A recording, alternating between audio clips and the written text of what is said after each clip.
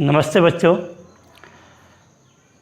हमने अपनी last class के अंदर रासायनिक संयोजन के नियमों की बात की थी। उसमें हमने 4 नियम मैंने पढ़ाए थे, वो मुख्य नियम थे, वो आपने पढ़ लिए थे। इसके अलावा 2-3 नियम अपने और शेष रह गए हैं जिनकी हम बात कर लेते हैं। उससे पहले 2 मिनट के लिए हम एक बार रिपीट कर लेते हैं कि हमने कौन कौन से नियम पढ़े थे। तो हमने लिखा था बेटा रासायनिक संयोजन के नियम। बेटा रासायनिक संयोजन के नियम में तो मुख्यतः 4 नियम ही माने जाते हैं जो मैंने आपको पढ़ा दिए थे। रासायनिक संयोजन के नियम, इसमें पहला नियम हमने लिखा था द्रव्यमान संरक्षण का नियम। द्रव्यमान संरक्षण का नियम। नंबर 2 स्थिर अनुपात का नियम। नंबर 2 स्थिर अनुपात का नियम। नंबर 3 गुणित अनुपात का नियम। और नंबर 4 व्युत्क्रम अनुपात का नियम। ये नियम आपने पढ़े थे। द्रव्यमान संरक्षण नियम किसने दिया था बेटा? लेवासिए ने। स्थिर अनुपात का नियम जोसेफ प्राउस्ट ने। गुणित अनुपात का नियम डाल्टन ने। और व्युत्क्रम अनुपात का नियम रिचर। किस वैज्ञानिक ने दिया था? रिचर ने दिया था। इनके बारे में मैंने आपको डिटेल से बता दिया है और कहा है कि थोड़ा सा तीसरे और चौथे नियम में कन्फ्यूजन होता है तो इसको विशेष ध्यान देना और इनके एग्जाम्पल से जो इसकी परिभाषा है नियम की लैंग्वेज है वो याद करने की कोशिश करनी है अपने को। इसके बाद अब हम आगे बात करें कि इसके बाद अब 5वें नियम की बात करते हैं।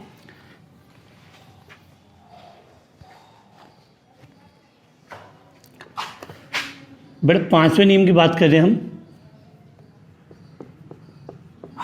गैलुसेक का आयतन संबंधी नियम। क्या लिखा बेटा? गैलुसेक का आयतन संबंधी नियम। बेटा इस नियम को हम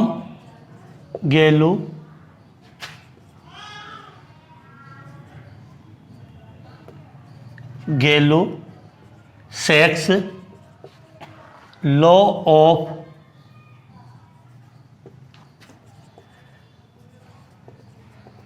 कंबाइनिंग वॉल्यूम्स, ये नियम है। इस नियम की जब बेटा बात करें तो सबसे पहले माइंड में आपको रखना है कि गैलुसेक का आयतन संबंधी नियम है। तो ये नियम केवल गैस पर लागू होता है। किस पे? गैलुसेक का आयतन संबंधी नियम केवल किस पे लागू होता है? गैस पे लागू होता है। अर्थात ये नियम ठोस के लिए नहीं है, द्रव के लिए नहीं है। ये नियम केवल किस पे बात करेगा? गैस पे आधारित है, केवल गैस की बात करेगा। तो बेटा इसके बोलते हैं इस नियम के अनुसार समान ताप और दाब पर जब समान ताप और दाब पर गैसें जब आपस में सहयोग करती है तो उनका अनुपात है वो सरल अनुपात होता है। और यदि आपका उत्पाद भी गैस हो तो उसका आयतन भी क्रियाकारी गैसों के आयतन के समान सरल अनुपात में होगा। तो इस नियम के लिए हम बात कर लें कि इस नियम के अनुसार बात करें बेटा कि इस नियम के अनुसार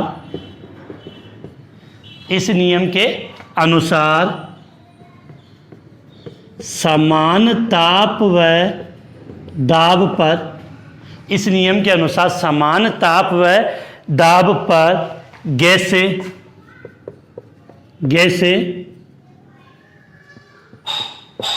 सदैव सरल अनुपात में सहयोग करती है, कंबाइन होती है। फिर से रिपीट, इस नियम के अनुसार समान ताप व दाब पर गैसें सदैव सरल अनुपात में सहयोग करती है, और यदि उत्पाद भी गैस हो, और यदि उत्पाद भी गैसीय अवस्था में हो तो, क्या लिखा बेटा, यदि उत्पाद भी गैसीय अवस्था में हो तो उसका आयतन भी क्रियाकारी गैसों के आयतन के सरल अनुपात में होता है। बेटा क्या कि लैंग्वेज थोड़ी सी टफ पड़ती है, बाकी इतनी कोई विशेष बात नहीं, सिंपल सी लैंग्वेज है। पहली बात तो रखना, गैलुसेक का जो आयतन संबंधी नियम है वो नियम किस पे लागू होता है, गैस पे लागू होता है। और ये नियम क्या कहता है कि इस नियम के अनुसार जब ताप और दाब का मान समान हो, तो समान ताप और दाब पर जब गैसें आपस में सहयोग करती है तो उनके सहयोग करने का अनुपात सदैव सरल अनुपात होगा। क्या होगा, सरल अनुपात। और यदि उत्पाद भी गैसीय अवस्था में हो तो उसका अनुपात भी क्रियाकारी गैसों के समान सरल अनुपात में होता है। एक सिंपल सा एग्जाम्पल समझते हैं हम। एग्जाम्पल को हम समझने की कोशिश करते हैं बेटा, एक मिनट। एग्जाम्पल की बात करें तो हम बात करें बेटा यहाँ पे H2 व Cl2 के सहयोग की बात करते हैं। H2 भी गैस है, Cl2 भी गैस है। तो अगर आपको इसकी रिएक्शन याद है तो H2 प्लस Cl2 से क्या बनता है बेटा, आपका HCl बनता है। क्या बनता है, HCl। तो यहाँ पर आपको एक रखना है कि यहाँ हम लिखते हैं H2 प्लस Cl2, दोनों गैस की अवस्था में है। तो गैस को रिप्रेजेंट करने के लिए मैंने क्वेश्चन में क्या लिख दिया बेटा, G, और दोनों से क्या बना बेटा आपका 2HCl।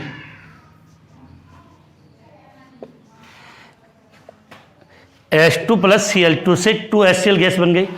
अब बेटा यहाँ पे एक बात समझना कि सपोज करते हैं कि अगर मैंने H2 गैस का एक आयतन लिया, Cl2 गैस का एक आयतन लिया है, तो H2 गैस का कितना आयतन बना है बेटा, यहाँ पे 2 आयतन। ये हम नहीं कह रहे, ये गैलुसेक खुद कह रहे हैं। उन्होंने समझाने के लिए सपोज किया इस H2 गैस का मैंने इतना एक आयतन लिया, Cl2 गैस का मैंने इतना एक आयतन लिया, तो HCl जो उत्पाद बना है वो कितना आयतन बना है, 2 आयतन बना है। इसका मतलब क्या है कि ये जो गैस है वो 1:1:2, तो इनका जो अनुपात होता है वो सदैव सरल अनुपात में होगा, पूर्णांक सरल अनुपात में होगा। सिंपल सी बात है कि जैसे अगर आप इसकी 50 ml गैस ली, इसमें भी आपने 50 ml गैस ली है, तो यहाँ कितनी ml गैस बनेगी, 100 ml। तो इनका अनुपात सदैव सरल अनुपात होगा, वो कितना होगा, 1:1:2। तो H2 व Cl2 गैस के सहयोग से इसका एक और एग्जाम्पल समझाता हूं बेटा आपको कि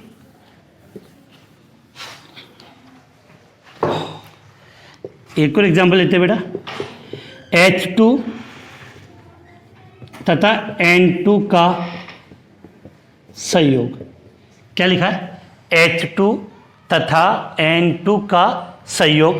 तो इसको हम समझते हैं, H2 और N2 के सहयोग की जब हम बात करें तो देखो यहाँ पे लिखा N2 प्लस 3H2, तो क्या बनती है बेटा आपकी 2NH3। क्या बना, अमोनिया बनी।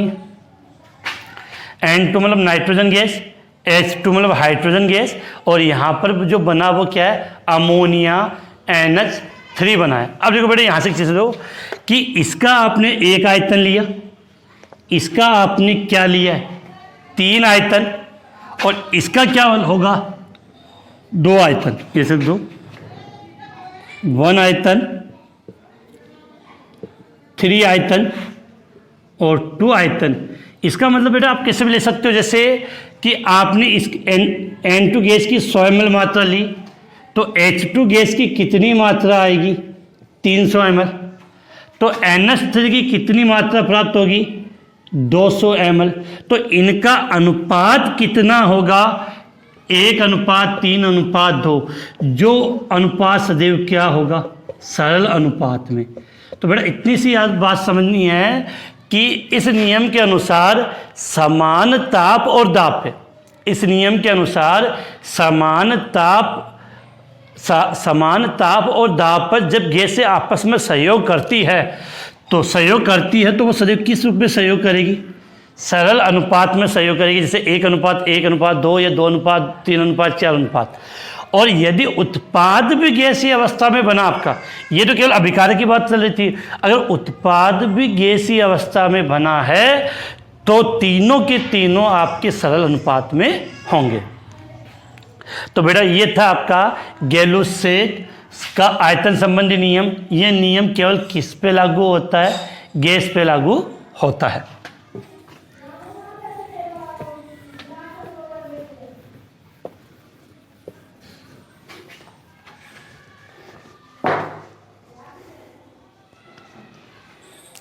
अब बेटा अगले नियम की बात करें तो अगला जो नियम आता है वो नियम इसमें दिया बेटा अपना आवोगाद्रो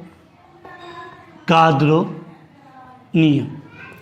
नाम सुना होगा आपने छोटी क्लासों में। क्या लिखा है बेटा? आवोगाद्रो नियम। इंग्लिश में बात कर ले इसको।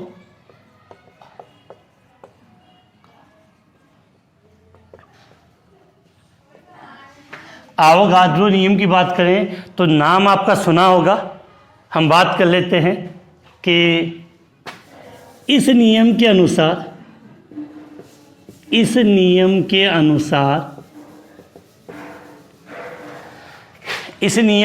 ये भी बेटा गैसों के लिए लागू। इस नियम के अनुसार समान ताप व दाब पर, इस नियम के अनुसार समान ताप व दाब पर गैसों के समान आयतन में, इस नियम के अनुसार समान ताप व दाब पर गैसों के समान आयतन में परमाणुओं की संख्या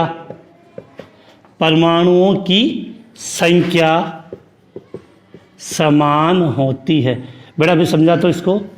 क्या लिखा मैंने? इस नियम के अनुसार समान ताप और दाब पर गैसों के समान आयतन में परमाणुओं की संख्या समान होती है। फिर से रिपीट कर रहा हूं एक बार कि इस नियम के अनुसार समान ताप व दाब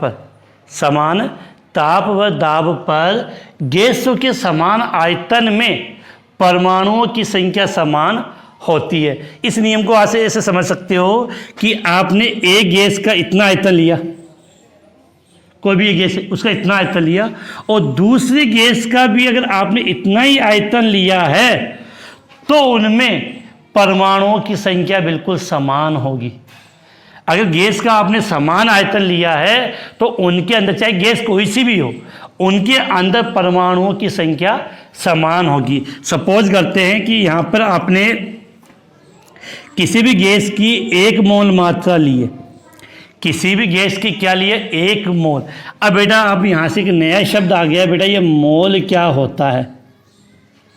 अगर किसी को पता है तो कमेंट्स में बता सकता है। अभी अपने कल या परसों की क्लास में मोल का कंसेप्ट आएगा जिसके बारे में हम डिटेल से पढ़ेंगे मोल क्या है। और ये मान के चलना कि 11th क्लास का सबसे इम्पोर्टेंट टॉपिक है वो आपका क्या होता है? मोल होता है। तो सपोज करो मैंने यहाँ पर 1 मोल आपके हाइड्रोजन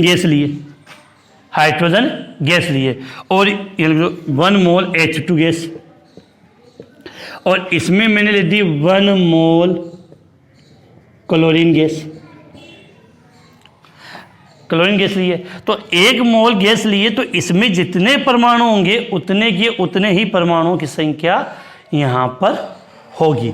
और वैसे आपको पता होगा कि 1 मोल में परमाणुओं की संख्या या कणों की संख्या कितनी होती है? किसी भी पदार्थ के एक मोल में कणों की संख्या कितनी होती है? 6.02 इंटू 10⁻23। फिक्स है बेटा। किसी पदार्थ के एक मोल की बात करें तो आपको यहाँ से इतनी ही बात माइंड में रखनी है कि अवोगाद्रो नियम, ये अपना अभी टॉपिक है, अवोगाद्रो वाला मोल वाला कंसेप्ट है, वो आगे हम डिटेल से उसके बारे में बात करेंगे। अभी आपको याद क्या करना है, बस इसकी डेफिनेशन आगे। इस नियम के अनुसार समान ताप और दाब पर गैसों के समान आयतन में परमाणुओं की संख्या समान होती है। और इसके अलावा अवोगाद्रो ने बताया कि एनटीपी पर, एनटीपी, अब एक नया शब्द आ गया, एनटीपी क्या है? Normal temperature and pressure. क्या लिखा है? एनटीपी। क्या मतलब है?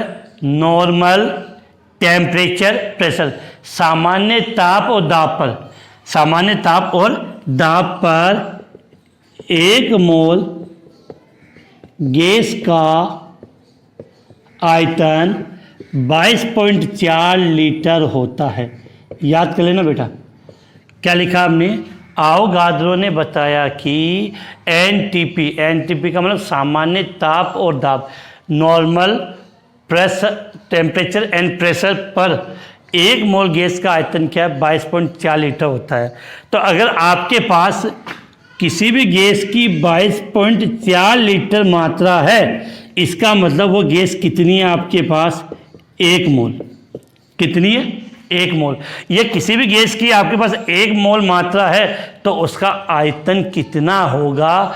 22.4 लीटर। लेकिन ये देखना कि वो कंडीशन है सबके लिए समान ताप और दाब होना चाहिए। अगर आपने ये कंडीशन चेंज कर दी तो यहाँ पर भी आपकी कंडीशन चेंज हो जाएगी। अब इसको मिटा रहा हूँ बेटा। इसके पश्चात बेटा एक छोटा सा नियम और है जो आपने 9th 10th क्लास में पढ़ा होगा, 9वीं 10वीं क्लासों में आपने पढ़ा होगा कि डाल्टन का परमाणु सिद्धांत। क्या पढ़ा होगा? डाल्टन का परमाणु सिद्धांत। डाल्टन का परमाणु सिद्धांत, डाल्टन एटॉमिक थ्योरी। डाल्टन का परमाणु सिद्धांत डाल्टन ने कब दिया था? 1808 में। और इसी सिद्धांत के आधार पे डाल्टन ने सबसे पहले किसके बारे में बताया था? परमाणु के बारे में। फिर से हम बात कर लें, डाल्टन का परमाणु सिद्धांत कब दिया? 1808 में दिया। और इसी सिद्धांत के पर डाल्टन ने किसके बारे में बताया था? परमाणु एटम के बारे में बताया था। तो बेटा इस सिद्धांत में कोई इतनी विशेष बातें नहीं है, 1-2 5-7 छोटे छोटे पॉइंट है, हम उसकी बात कर लेते हैं। तो यहाँ से आप 4 लाइन लिख सकते हो कि इस सिद्धांत के मुख्य बिंदु निम्नलिखित है। जैसे आप नॉर्मल लिखते हो कि इस सिद्धांत के मुख्य बिंदु निम्नलिखित है। सबसे पहले हम बात करें, पहला पॉइंट उन्होंने कहा, क्या कहा कि द्रव्य, द्रव्य को आप क्या बोलते हो बेटा? पदार्थ। तो द्रव्य ओब्लिक पदार्थ, द्रव्य या पदार्थ अति सूक्ष्म स्मॉलेस्ट अविभाज्य नॉन डिवाइडेड कि द्रव्य या पदार्थ अति सूक्ष्म अविभाज्य कणों से मिलकर बना होता है, जिन्हें परमाणु या एटम कहते हैं। कि द्रव्य या पदार्थ अति सूक्ष्म अविभाज्य कणों से मिलकर बना होता है। द्रव्य या पदार्थ अति सूक्ष्म अविभाज्य कणों से, अविभाज्य का मतलब जिसको विभाजित नहीं कर सकते, अविभाजित कणों से, अविभाज्य कणों से मिलकर बना होता है, उसे हम परमाणु कहते हैं। या इसको हम ऐसे कहें कि परमाणु, अगर हम परमाणु की बात करें तो दूसरा पॉइंट कह सकते हो आप कि परमाणु द्रव्य का वह सूक्ष्मतम कण है। परमाणु द्रव्य का वह सूक्ष्मतम मतलब छोटा कण, परमाणु द्रव्य का वह सूक्ष्मतम कण है जिसे हम और अधिक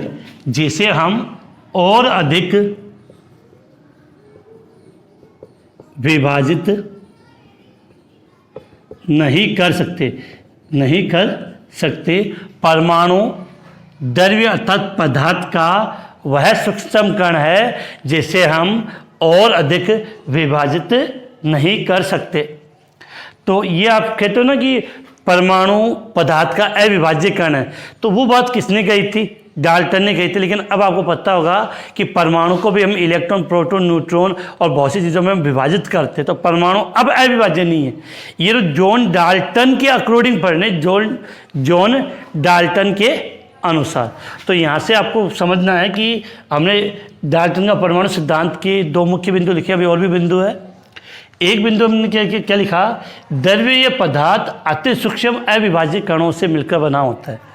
द्रव्य या पदार्थ अति सूक्ष्म अविभाज्य कणों से मिलकर बना होता है, जिसे परमाणु कहते हैं। परमाणु द्रव्य का वह सूक्ष्मतम कण है जिसे हम और अधिक विभाजित नहीं कर सकते। अब तीसरे पॉइंट की बात करें कि परमाणु को न तो उत्पन्न किया जा सकता है न ही नष्ट किया जा सकता है।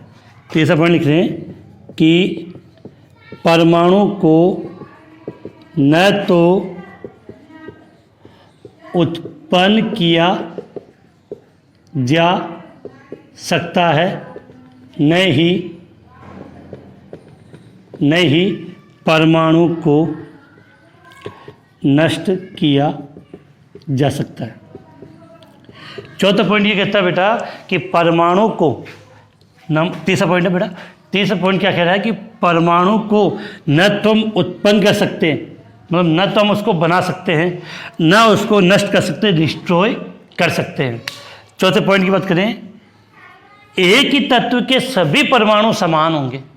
ये बात याद रखना बेटा, एक ही तत्व के सभी परमाणु समान होते हैं। क्या है चौथा पॉइंट? एक ही तत्व के सभी परमाणु समान होते हैं, अर्थात इन परमाणु का, एक ही तत्व के जो परमाणु होंगे उनका आकार, उनका द्रव्यमान आदि समान होता है। तो आप कह सकते हो कि एक ही तत्व के सभी परमाणु, एक ही तत्व के सभी परमाणु समान होते हैं, अर्थात उनका परमाणु द्रव्यमान, आकार आदि समान होता है। एक ही तत्व के सभी परमाणु समान होते हैं, अर्थात उनका परमाणु द्रव्यमान, आकार आदि समान होता है। और आपने बेटा तत्व की परिभाषा क्या दी थी? आप लोगों को मैंने जब तत्व की डेफिनेशन पढ़ाई थी तो हमने ये तो पढ़ा था कि एक ही प्रकार के परमाणुओं का समूह तत्व कहलाता है। तो वो डेफिनेशन यहीं से निकल के आई थी। तो चाहे तो आप यहाँ लिख सकते हो कि एक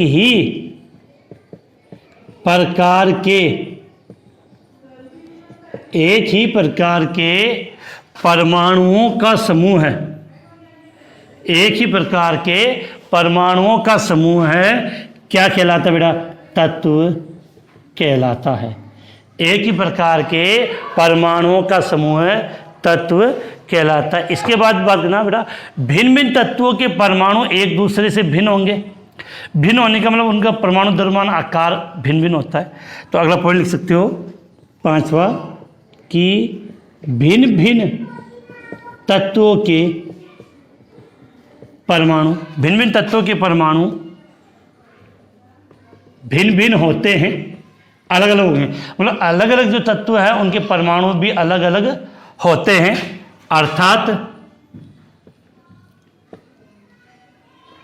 अर्थात उनका द्रव्यमान अर्थात उनका द्रव्यमान, आकार आदि अलग अलग होता है, आदि अलग अलग होता है। तो यहाँ से 5वां पॉइंट हमने क्या लिखा, भिन्न भिन्न तत्वों के परमाणु भिन्न भिन्न होते हैं अर्थात उनका द्रव्यमान, आकार आदि भी क्या होंगे, सब अलग अलग होंगे। इसके पश्चात बेटा इसका एक पॉइंट और बच गया, 6वां पॉइंट है, तो वो मैं यहाँ ऊपर लिख रहा हूँ मिटा के, तो यहाँ से एक बात समझ लेना, फिर से रिपीट कर रहा हूँ। क्या लिखा है, डाल्टन का परमाणु सिद्धांत। अब नाम से क्लियर है बेटा, दिया किसने, तो मैंने लिखा नहीं है तो समझदार हो, किसने दिया, डाल्टन ने दिया था। डाल्टन का परमाणु सिद्धांत किसने दिया था, डाल्टन ने दिया था। इसके बाद हम बात करें 1808 में परमाणु के लिए दिया था, और परमाणु की डेफिनेशन यहीं से निकल के आई थी। डाल्टन के परमाणु सिद्धांत से ही सर्वप्रथम परमाणु की डेफिनेशन निकल के आई थी, और आपने कहा था द्रव्य या पदार्थ अति सूक्ष्म अविभाज्य कणों से मिलकर बना होता है। द्रव्य पदार्थ अति सूक्ष्म अविभाज्य कणों से मिलकर बना होता है, जिसे हम परमाणु कहते हैं।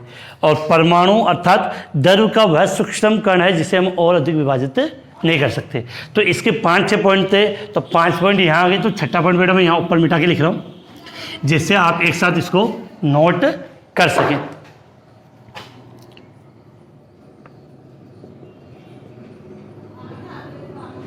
अगर 6वां पॉइंट की बात करें तो ये लिखते बेटा, एक ही नंबर 6, एक से अधिक तत्वों के परमाणु, एक से अधिक तत्वों के परमाणु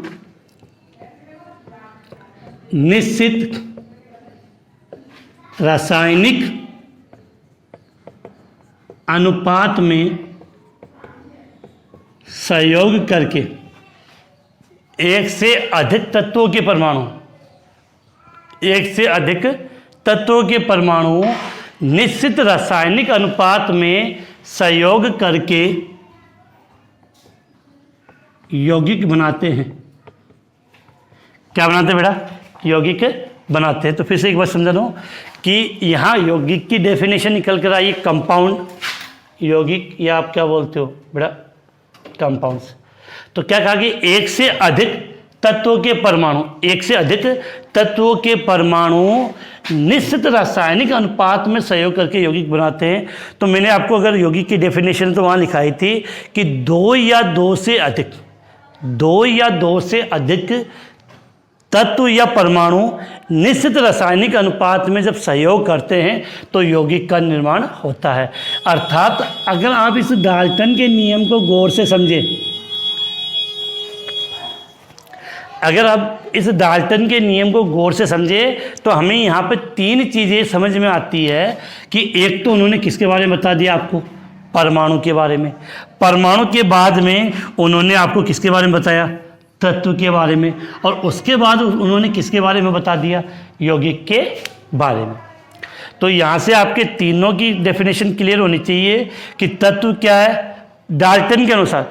बेटा ये जितने भी पॉइंट हमने पढ़े हैं यह सब पॉइंट किसके अकॉर्डिंग है, डाल्टन के अनुसार है, डाल्टन के अनुसार।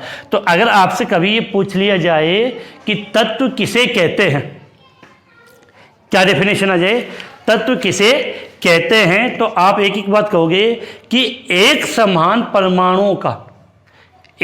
परमाणुओं का जो समूह ग्रुप है, एक समान परमाणुओं का जो ग्रुप है वो आपका तत्व कहलाता है। अगर यौगिक की बात करें तो डेफिनेशन ऐसे लिखिए, हम ऐसे लिख सकते हैं कि दो या दो से अधिक तत्व या परमाणु निश्चित रासायनिक अनुपात में सहयोग करके क्या बनाते, यौगिक बनाते हैं। इस प्रकार से बेटा आपने डाल्टन का परमाणु सिद्धांत पे पढ़ लिया है। तो जो अपने नियम दे रखे थे वो सब नियम आज अपने कंप्लीट हो गए हैं। इसके पश्चात जो मेन कंसेप्ट है, जो अपने परमाणु की इसके केमिस्ट्री के, उसके बारे में हम बात करेंगे नेक्स्ट चैप्टर में। कि कल का जो अपना टॉपिक रहेगा बेटा वो ये रहेगा परमाणु द्रव्यमान। बहुत इंपॉर्टेंट टॉपिक है परमाणु द्रव्यमान, एटॉमिक वेट। परमाणु द्रव्यमान या एटॉमिक वेट एक तो ये रहेगा।